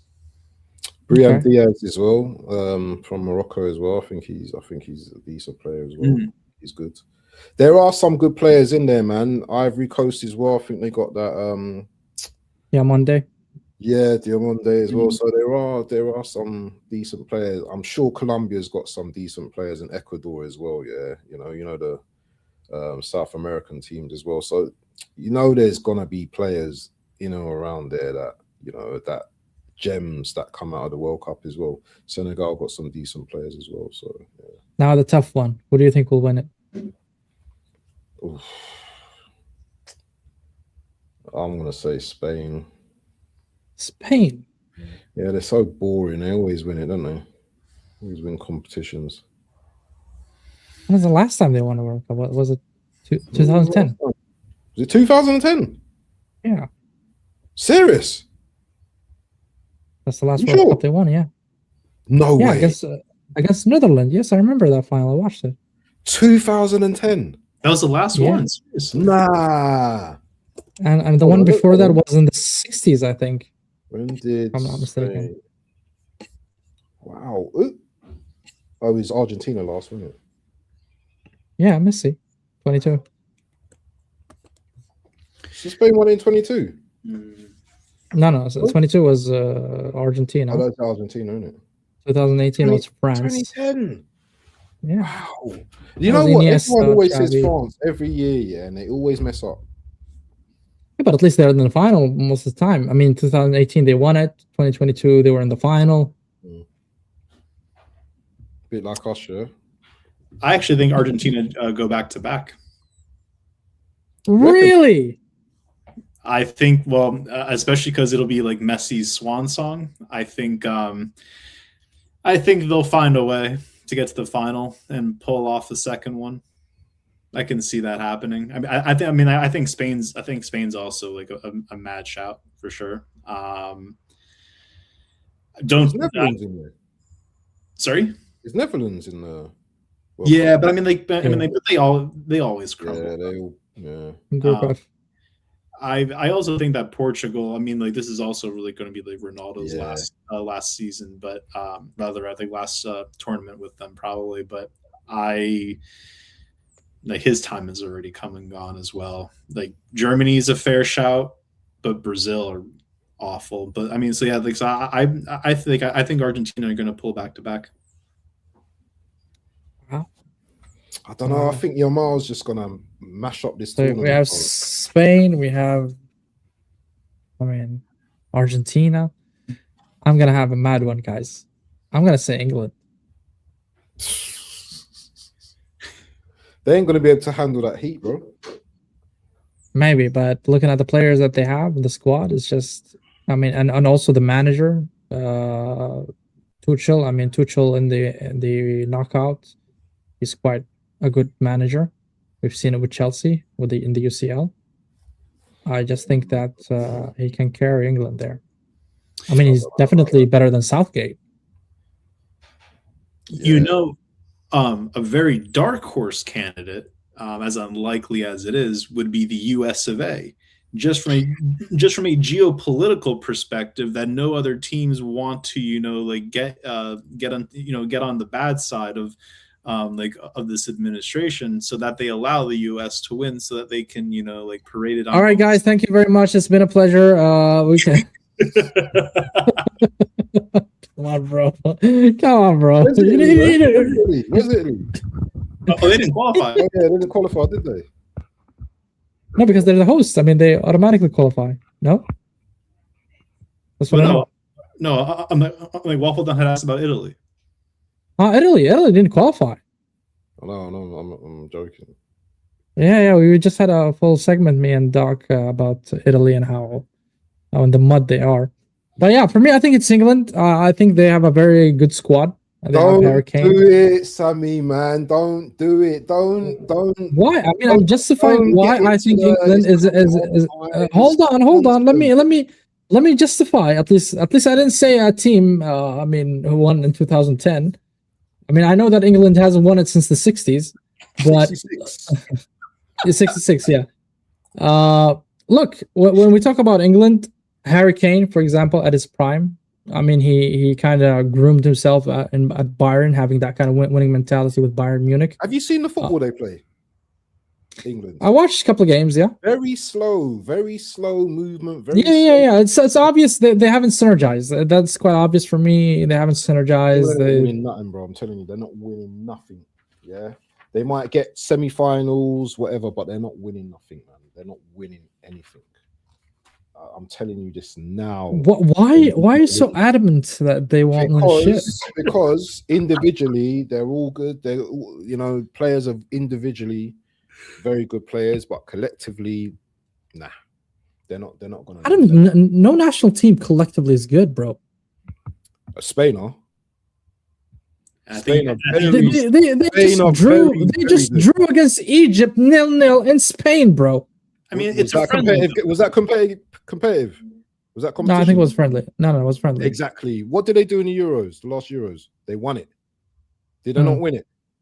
They did. Who did they beat in the finals?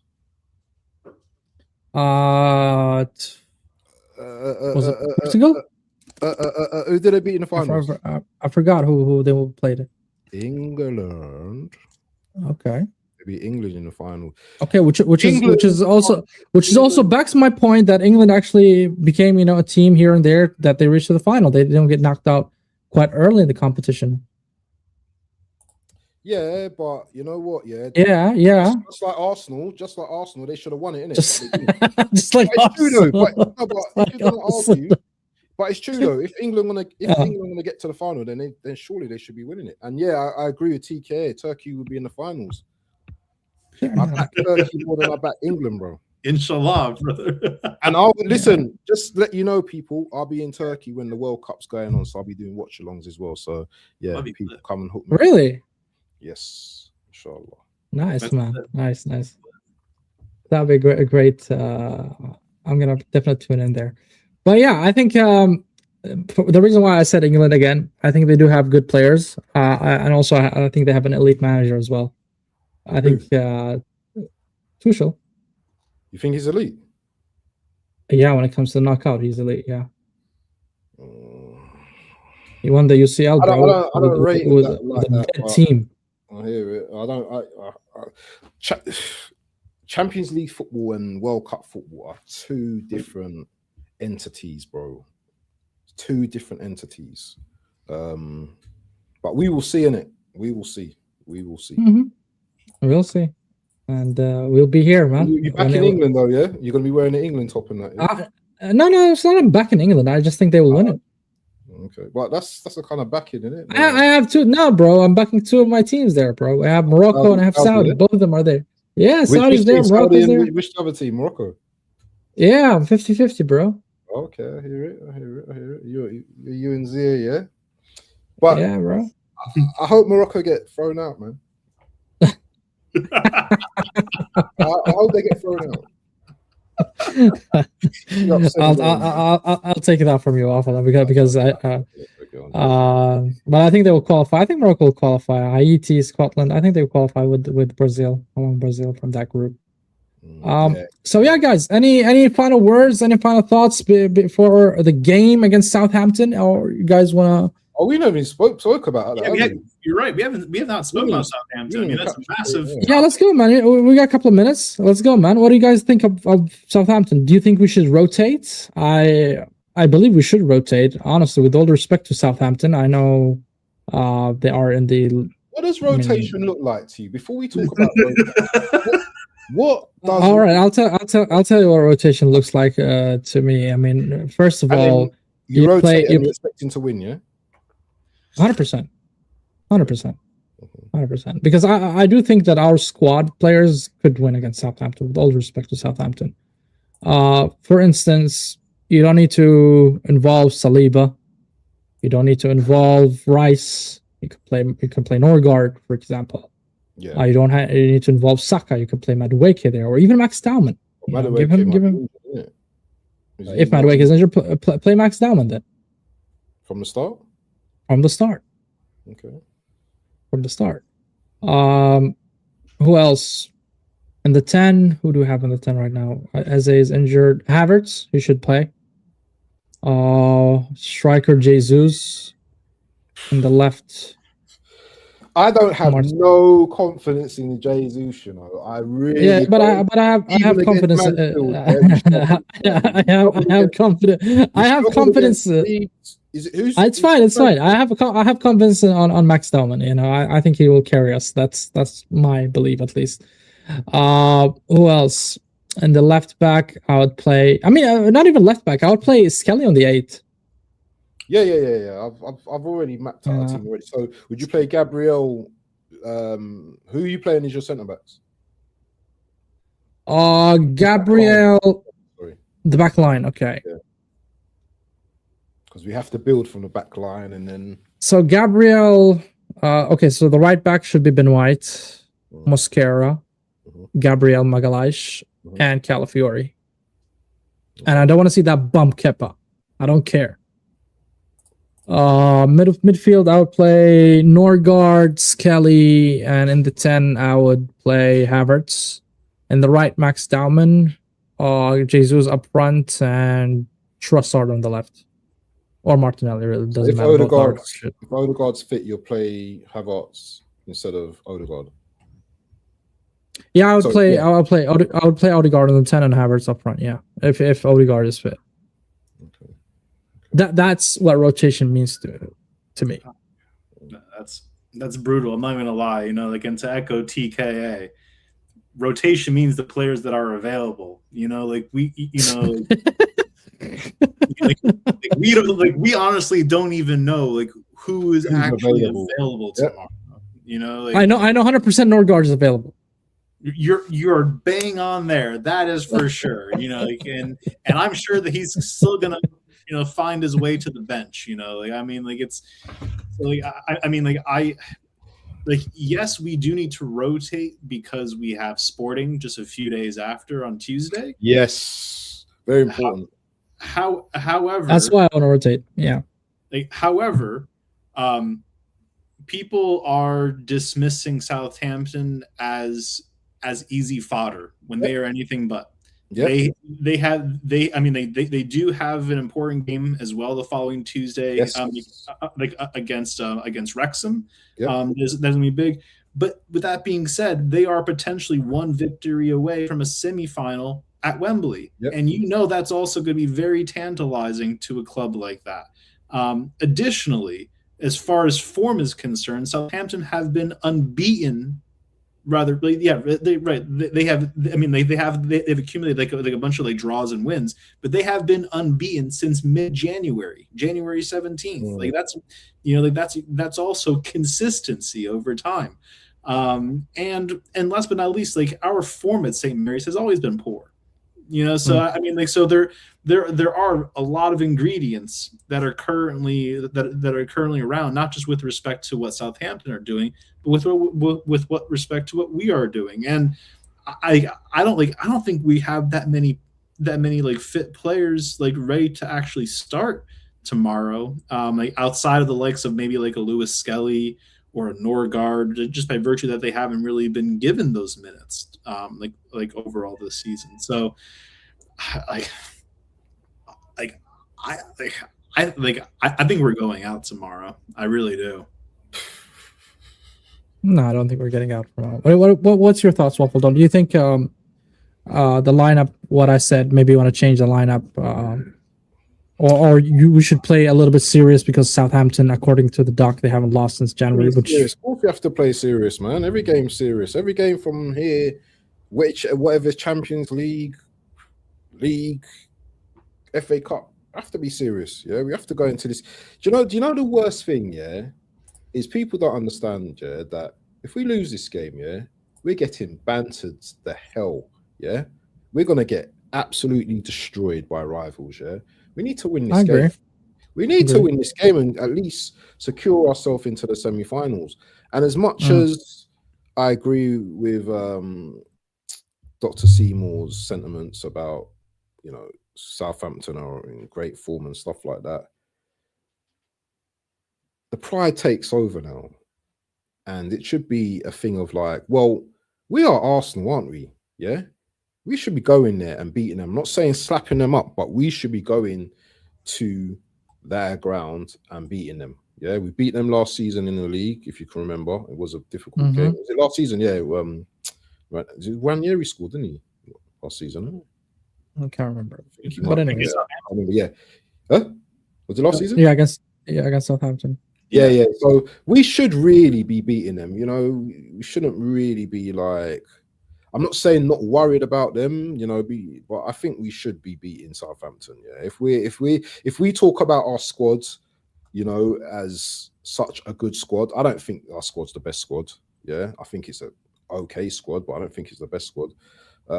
We should be going there and we should be beating them. Yeah. If these players are that good, yeah, we should put out any 11. We should be able to deal with them. That's my opinion. Okay. What about you, Doc? I mean, I concur with that. On paper, we should be rather it shouldn't matter which 11 we start. We should be going there to St. Mary's. Thank you. Finally, somebody saying what I want to say, bro. What do you mean, guys? You are guys circling. I need to go. Right, sorry. Cheers, man. Cheers, man. WaffleDon. Take care, man. This is what I'm saying, Doc. I mean, regardless of their form, regardless of I mean, I don't care, bro. I don't care. Yes, no, hey, look, I hear it. I get it.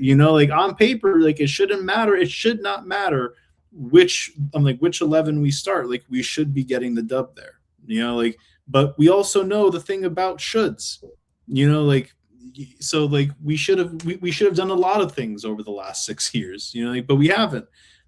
So I mean, the players have had 2 weeks to stew on this and to get this out of their mind. The manager has had 2 weeks to stew on this and get this out of their mind and use this as an impetus, to batter Southampton. It should be a 3-0 result. I think we're going to lose 2-1 tomorrow.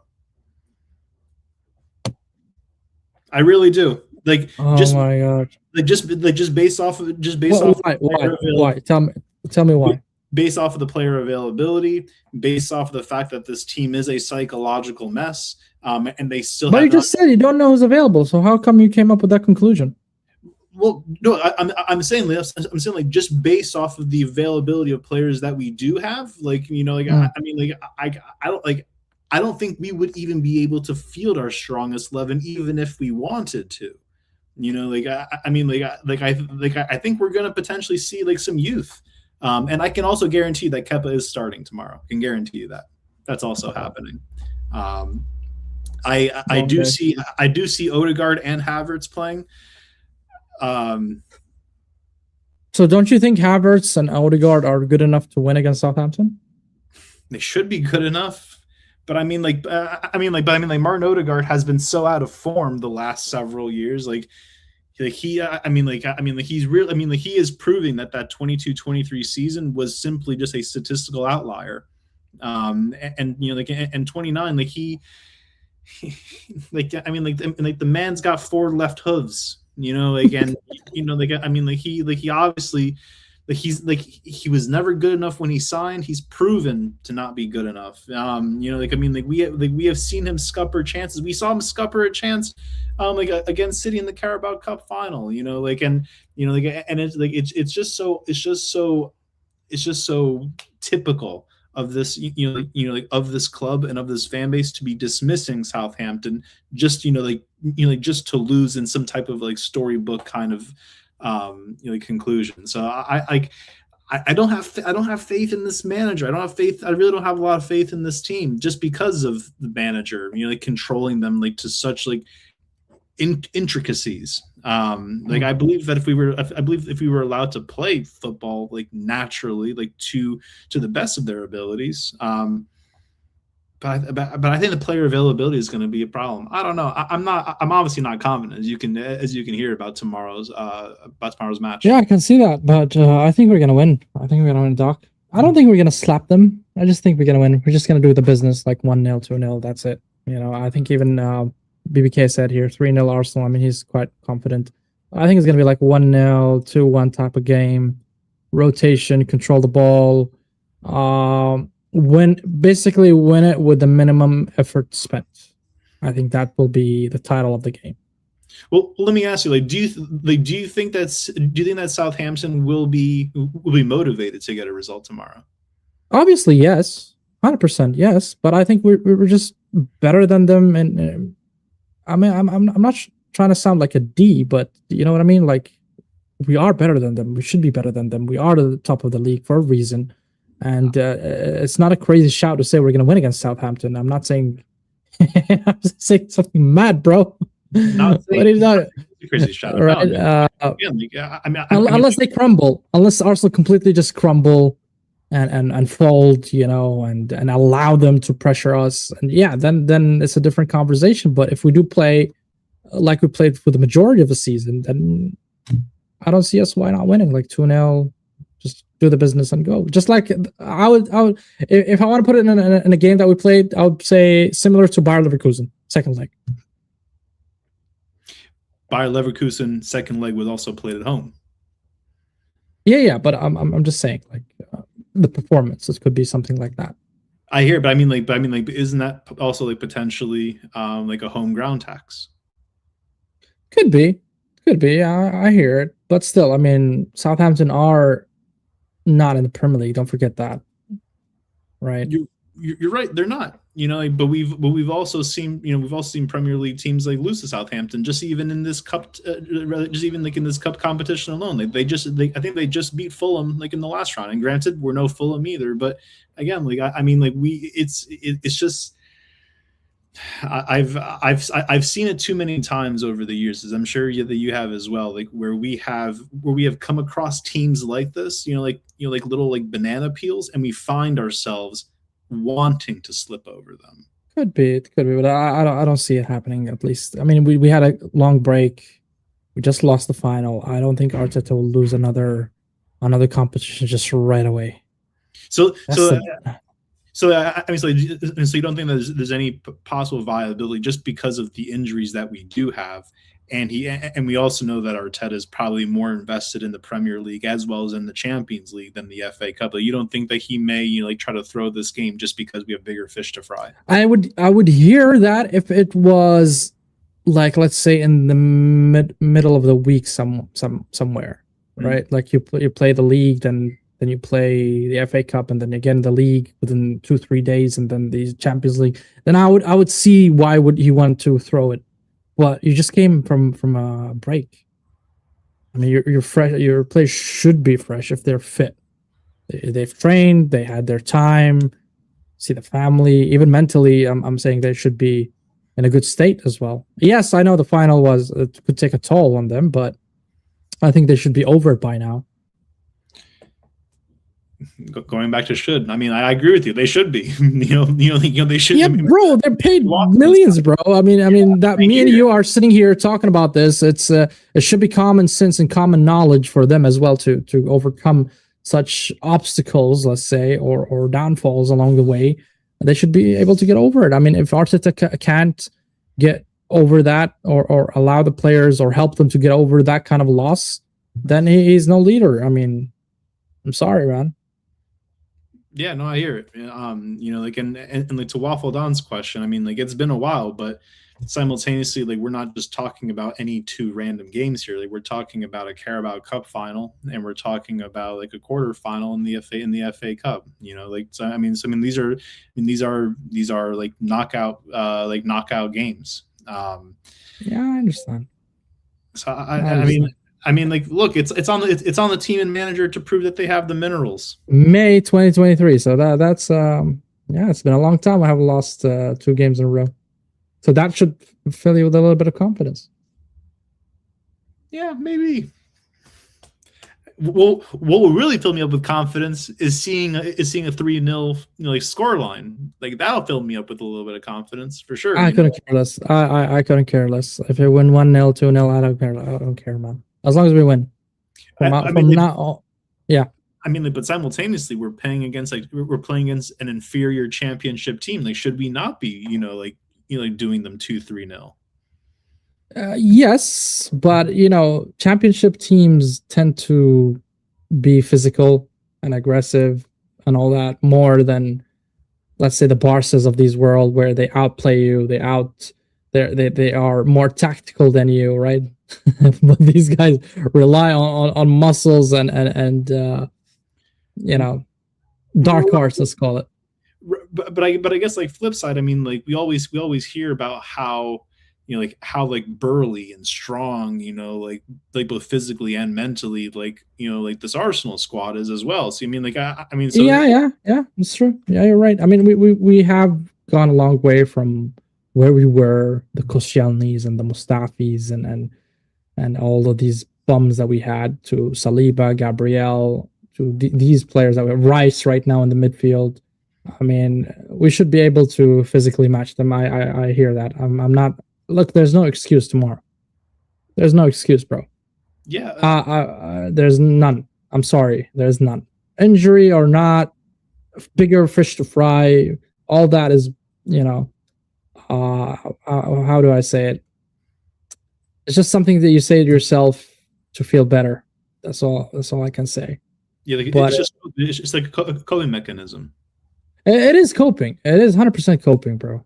100%. Whoever says that shit is just trying to cope, and it's copium at its finest. So and so I would say that with lineup, I mean, I think I would overall like agree with BBK's lineup, but I would probably swap out Muscari,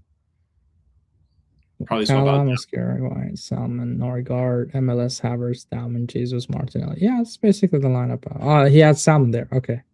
I just don't see Arteta starting Dalman. I wish he would though, but I just don't see that happening. And we've been hearing rumbles, you know, that Odegaard is coming back primed and ready, you know, like to charge on, lead as the captain. So I can imagine that he's going to be starting tomorrow as well. We'll see. We'll see, bro. Yeah. Any final words, Doc, before we wrap up? I don't want to see that. All I can say is just win this, just win us silverware. I'm tired, and I'm like, I'm exhausted, Sammy. Like, I mean, like, no worries, bro. In the summer, we're gonna celebrate, me and you. I look forward to it, because we're going to be celebrating one way or the other. We're either celebrating trophies or we're celebrating a long overdue P45. That's for sure. No, we're celebrating silverware. On that note, guys, make sure you hit the like button. Make sure you guys subscribe to the channel if you're new, and also go subscribe to Doc here as well as WaffleDon. Both are in the description. Go show them some love. Hit the subscribe for them as well. And on that note, guys, stay safe wherever you are, and ciao.